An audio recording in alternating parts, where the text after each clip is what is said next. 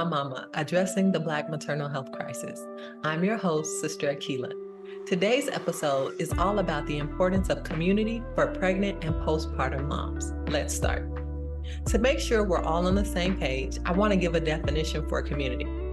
A community is a group of people with diverse characteristics who are linked by social ties, share common perspectives, and engage in joint action in geographical locations or settings. Now, this is a medical definition, and that's a lot, so we're going to break that down some, right?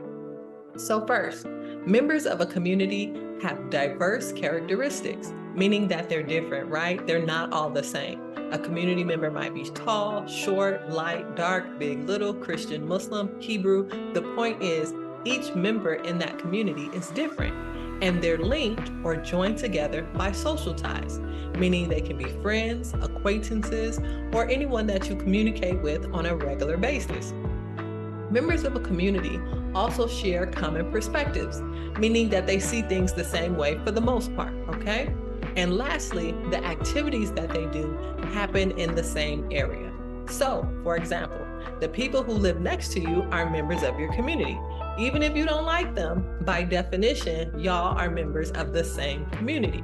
And I really want to make sure that I highlight the fact that members of a community have diverse characteristics, right? They don't have to be exactly the same to belong to the community. So when we're talking about value and the importance of community and how we can benefit from being a part of a community, we got to think big, right? We're not looking for, or we're not trying to build with people who are exactly like us, but instead we're focused on the common denominators, right? The big things that we have in common, and not necessarily the small specific details that help to make us individuals. Now, keep in mind, community matters for us as Black women because we often receive care in spaces where people don't see us as members of their community, and they don't always see things the way we do, and we experience discrimination because of those differences. Now, this is not my opinion, this is a fact. Let me prove it. In the state of Illinois, there is something called a Maternal Morbidity Review Committee, or MMRC. If you've seen an episode of On My Mama before, then maybe you're familiar with MMRCs. If not, don't worry about it. We're getting into it now. Now, when a woman living in Illinois dies during or within 1 year of pregnancy, this committee, the MMRC, reviews that death. And the purpose of this committee is to identify causes for the death and to find areas for action so that they can prevent more deaths from happening. Well, in their latest report from October 2023, the MMRC identified discrimination based on race, language, weight status, and substance use disorder status as a contributing factor in the deaths that they reviewed. Please keep in mind that these are actual cases where the medical charts and documents have been reviewed by professionals from different backgrounds. So epidemiologists, physicians, physician assistants, all types of people come together and they review this as a committee. And upon review, the committee came to the conclusion that discrimination was a factor in some of these maternal deaths. So what is discrimination, right? What do they consider it to be? The Illinois MMRC defines discrimination as, quote, treating someone less or more favorably based on the group, class, or category they belong to, resulting from biases, prejudices, and stereotyping. It can manifest as differences in care, clinical communication, and shared decision-making. Now, end quote.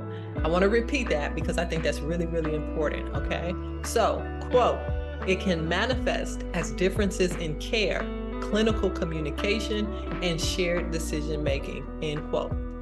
The committee even went so far as to give examples of discrimination in these cases, including, quote, blaming language about the patient in their medical chart, such as, quote, frequent flyer or, quote, non-compliant, end quote. And it gets worse.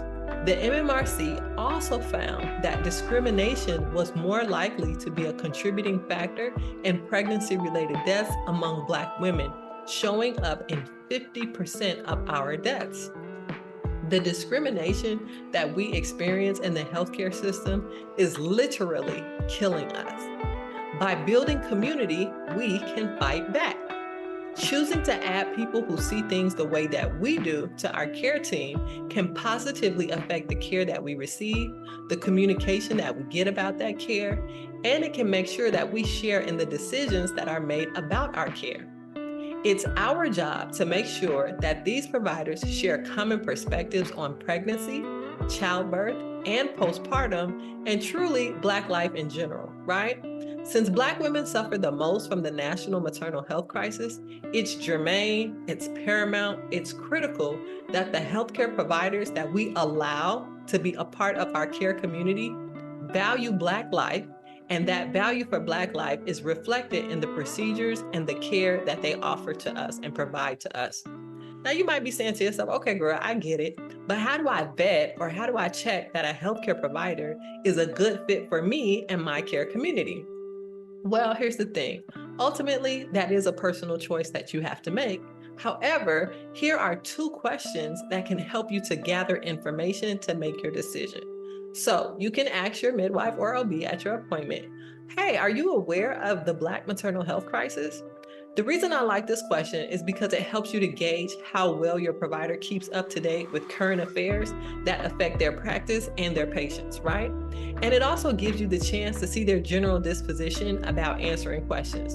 Did they brush you off? Do they say, oh, it's no big deal? Or do they provide you information in a way that you can understand and also reassure you of the quality of care that they can provide, okay? So that's a great question to feel that out. Second question. Does your knowledge of this crisis affect the care you provide? Now remember, we're looking for providers whose value for Black life manifests itself in the care they provide, their clinical communication, and in shared decision-making. That means how they care for us, how they talk with us about that care, and how willing they are to have us to participate in the choices that are made in caring for us. Healthcare providers and how they function as part of our care communities are key to our progress in this crisis, and they're a key area of reasonable change to reduce preventable maternal deaths as identified by the CDC. So now that we've kind of gone over care communities and what a community means from a healthcare provider standpoint, let's shift our focus a little bit to the value of community for postpartum moms, right? Because postpartum moms have a very unique set of circumstances and needs, and those needs are different from mothers who are pregnant, okay? Now, just like in pregnancy, the postpartum period is a time of great change, both physically and emotionally, okay?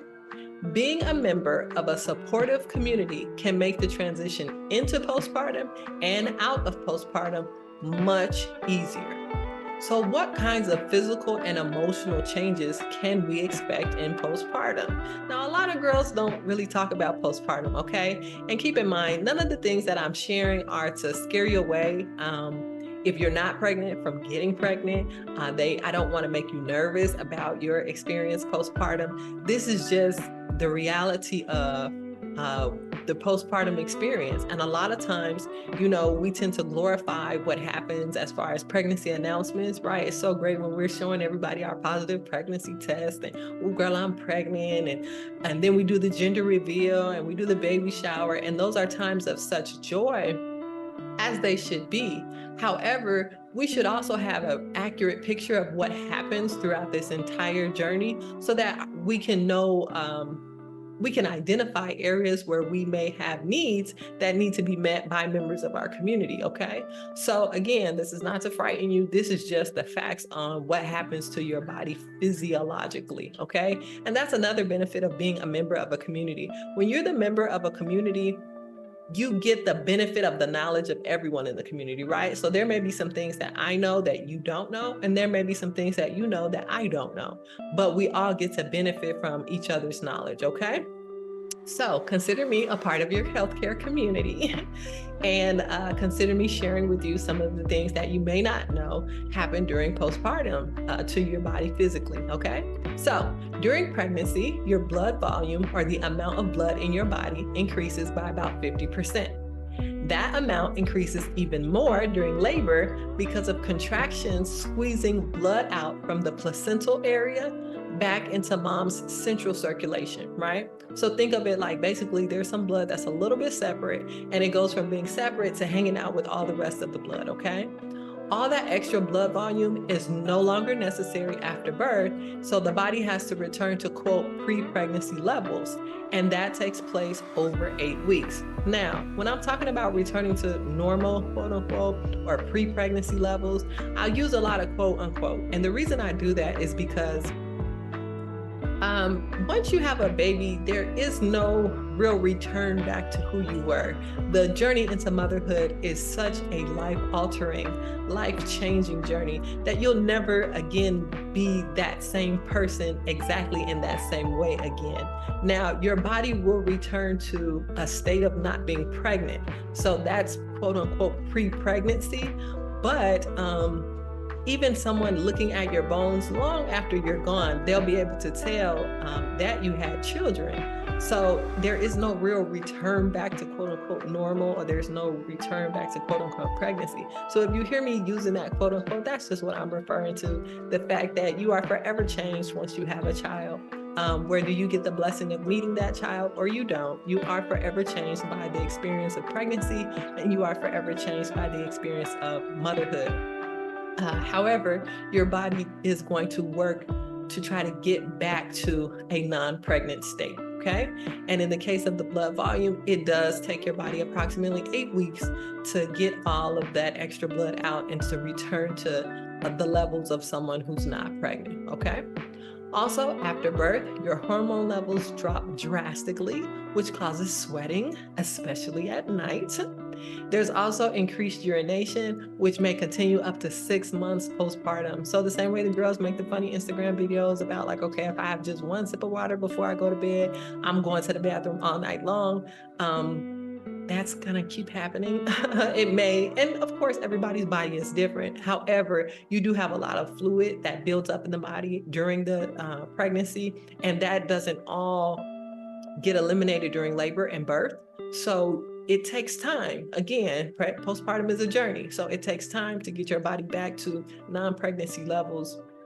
And that may include increased urination for you, and that may continue up to 6 months postpartum. So that whole 6-week mess where it's like, okay, well, body should be back to normal. That's not a hard and fast 6 weeks, okay? Some things in the body have returned back to normal by 6 weeks, but many other things have not, okay? So give yourself grace. Now, by day 3 or 4, the breasts begin to produce milk. Whether or not you plan to breastfeed, that's going to happen, okay? And moms that do not breastfeed, the menstrual cycle or period returns usually around 6 to 8 weeks. For breastfeeding moms, your cycle can return anywhere from 4 months to 24 months. So there's a really, really big gap there. And side note, you can ovulate without having a cycle, okay? So plan accordingly. If you know, you know. You do not have to have a cycle to be fertile again, okay? Additionally, it takes about 4 to 8 weeks for your renal system and kidneys to return to their quote unquote normal state. Now, keep in mind, these are just a few of the normal changes that your body goes through postpartum. And in addition, there are 13 urgent maternal warning signs that we have to be aware of that can indicate a potentially life-threatening complication, such as swelling and dizziness and more, okay? Now, I don't want to dwell on that too long, so we're going to move from what happens to the body physiologically and physically, excuse me, and then we're going to move on to what happens. Like, let's take a peek at what happens to some of us emotionally, okay? Postpartum moms may experience a wide variety of feelings, including feelings of anxiety, shame, or guilt over a whole host of things. For example, how your pregnancy and childbirth have affected your spouse or other children. Excuse me. You may struggle with unsolicited advice from family members, friends, strangers in person or on social media platforms. Everybody has an opinion. And in this area of social media, excuse me, and social platforms, everybody feels like they should just say, you know, what their opinion is. And for a new mom, whether you're a new mom for the very first time or you're a new mom for the 6th time, for the 8th time, it's a lot to keep dealing with, people who you keep trying to tell you, what you should be doing or what you shouldn't be doing. And sometimes moms struggle with that, how to maintain civility, how to still be polite and be like, girl, did nobody ask you, okay? You can also struggle with adjusting to missing work, right? A lot of times you're gonna have to take some time off from work and you may miss working, whether that's for social reasons, emotional reasons, or financial reasons. You may wrestle with having little to no desire for self-care and upkeep, or even sometimes you really do want to get cute and take care of yourself and you're struggling with managing your time to squeeze that self-care in, okay? Some mothers struggle with society's ideas about their baby's level of independence, progress, or development, or lack thereof. Again, people have a lot of opinions on a lot of things. And for some reason, when it comes to babies and how you should rear your children, there are a lot of opinions about it. And there are people who will tell you, don't hold that baby, put that baby down. Listen, your baby just came out, okay? It doesn't yet understand object permanence. That's a reality that it takes time for the child to understand that when you can't see an object, that doesn't mean it's disappeared forever. It just means that it's out of your sight. So it takes children and babies and infants and newborns time to understand how the universe that they live in works, right? So, give your child a chance to adjust and go at your own pace. You'll see some babies who, their mom has been really good about teaching them sign language and they know how to say more and please and all these different things. And your child may not be picking that up, or you may not, that may not work for your family dynamic. So again, give yourself grace, okay? Then you have some moms who, in general, they feel pretty okay, but they're just like really overwhelmed by the lack of sleep, especially in the beginning, okay? And there is a reason that sleep deprivation is a torture tactic, okay? Because it's effective. Now, my point is, postpartum isn't just 6 weeks. That's not a hard and fast number, okay? That's one part of the postpartum journey, right? That gets you past some of the immediate changes. But as you can see with some of the things that I shared that happen in the body physically, some of the things don't even take place until 8 weeks. And then there are some things that continue 6 months, 9 months, up to 1 year, okay? So give yourself grace. Postpartum is a journey. And that journey is made easier with the support of community. And that's what today's program is all about. It's about the value of community. And it's really about getting back to sisterhood and getting back to, instead of us being so socially isolated and going through things on such an individual level, it's about us understanding the value and the importance in community and working to incorporate community into our postpartum life, into our birth plan, into how we do pregnancy, right? We belong to a community and we want to prevent feelings of isolation. We want to relieve moms of the fear that your experience is weird or it's abnormal in some way. It's like the unicorn effect. If you don't know somebody else that's gone through it, sometimes you may think like, man, I'm the only one out here who, is sweating my sheets wet every night. Well, no, that's actually a very normal part of the postpartum pregnancy journey. You know what I'm saying? But if you're not in community with anyone and you're not familiar with that, you may not see that on a birth board, or that may not be in a book that you read. That may be some knowledge that you get just from being in community with other mothers or other women who have been pregnant, okay? Through community, we can share knowledge and we can benefit from the mistakes of those who have gone before us. There are people who are already in your community, like friends, your family members, your spouse, church family, sorority sisters, etc., who can help to support you through your postpartum journey. Postpartum support can look like helping you with completing very simple tasks like meal prep, grocery shopping, doing the dishes, running errands, watching older children, taking out the trash, or even just stopping by so that you can have a conversation with another adult, right? You want to remember that everybody has their own way of doing things. So if you're going to ask somebody to help you with a task and you think that the way that they do that task is going to aggravate you, then please pick a task that you can be flexible about, okay? You can start by listing tasks that make your house run and think about the amount of time that it takes for you to do them. And then ask yourself, do I feel comfortable with someone helping me with these tasks? If so, how often would I need help with this? The point is, it all starts with a conversation, and we want to start the conversation. We want to promote sisterhood, and we want to practice building community until it becomes natural to us to support pregnant and postpartum moms, okay? To learn more about creating your care community, you can get the Black Girl's Guide to Surviving Pregnancy. And of course, to donate to our worthy cause, please visit kiyamawellness.org. That's QIYAMAH wellness.org/donate. As always, remember, it is your body, your baby, your birth. Peace.